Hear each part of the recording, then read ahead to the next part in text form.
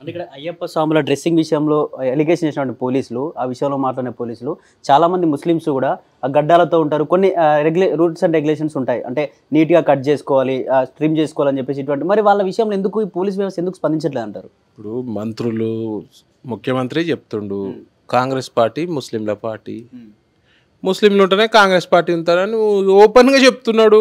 దాని అర్థం ఏంది? రూల్స్ అన్నీ మాకు వర్తిస్తాయి, హిందువులకు వర్తిస్తాయి. వాళ్ళకి వర్తించే వాళ్ళు ఎట్లనన్నా గడ్డం పెంచుకొని ఏ రకంగానన్నా ఉండని వాళ్ళకి అన్ని వెసులుబాట్లు ఉంటాయి, సౌకర్యాలు ఉంటాయి. మాకు వచ్చే వరకు వినాయక చవితికి వచ్చే వరకు పర్మిషన్లు, కరెంటు ఫ్రీ ఇచ్చి, మొన్న కరెంటు ఫ్రీ ఇచ్చి ఓ పెద్ద ఏదో మెహర్బాన్ చేసినట్టు.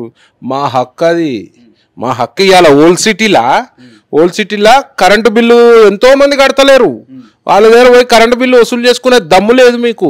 ఇలా కరెంటు బిల్లు వాళ్ళు కట్టని బిల్లులు భారం మా మీద పడుతుంది, హిందువులపై పడుతుంది. ఓల్డ్ సిటీలో మున్సిపల్ ట్యాక్స్ కట్టారు, కరెంటు బిల్లు కట్టారు, నల్ల నీళ్ళ బిల్లు కట్టారు. అధికారులు పోతే దాడులు జరిగినాయి. ఆ భయానికి అధికారులు కూడా పోతలేరు. నేను అడుగుతున్న, ఛాలెంజ్ చేస్తున్న గవర్నమెంట్కి, 100% వసూలు చేస్తురా కరెంటు బిల్లు? మీరు ఒక శ్వేతపత్రం రిలీజ్ చేయండి.